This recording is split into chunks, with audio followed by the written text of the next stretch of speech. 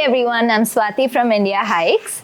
Today we're talking about a very important topic that you cannot ignore, especially if you're stepping into high altitudes. You could be going on a Himalayan trek, you could be going anywhere in the world into high altitude, or you could be going to Badrinath, Kedarnath, your Char Dham Yatras. You need to know about this important information about AMS. And to do that, I have with me Dr. Lakshmi Selvakumaran. She is the head of the learning and development team at Indiahikes. Trekkers almost always say it is not AMS, it's probably something else. They talk about travel, they talk about I'm in a new place, and anything they're feeling, they attribute it to something else. So that is also a big myth that we notice. So what are your thoughts on that? In my experience, this is one of the most biggest dangers to have. That why? Because most of the initial symptoms, people always assume that AMS always starts with headache and then moves on to other symptoms.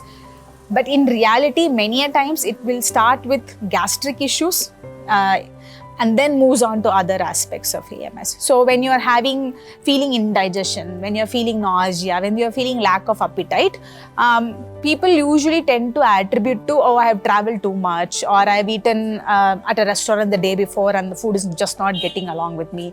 A lot of times people come and say, oh, the food is too spicy, my body is not getting used to it.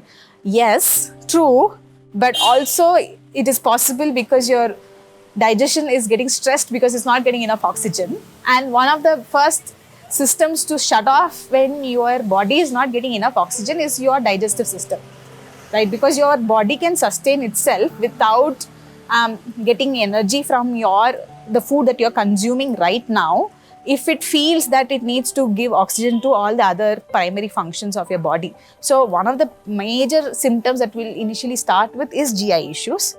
And that's the most one that people ignore it as saying it's something else. So it's always important to say that if you have any of the symptoms of AMS, be it headache, be it nausea, vomiting, you are having lack of appetite, lack of sleep, you should always attribute it to AMS first, then anything else. And in fact, if any of these happens, I would strongly recommend go on a preventive course of Diamox at least, and then see how it goes. And this is also the difference between a trekker who succeeds and has to come back. People who take the precaution usually ends up, and they do it so early, they actually end up completing the trek. This was a small part of a longer video we have covering the 5 most common myths about acute mountain sickness. If you are heading into high altitude, this video is a must watch so that you take care of yourself and stay away from acute mountain sickness. So head over there and watch the video right away.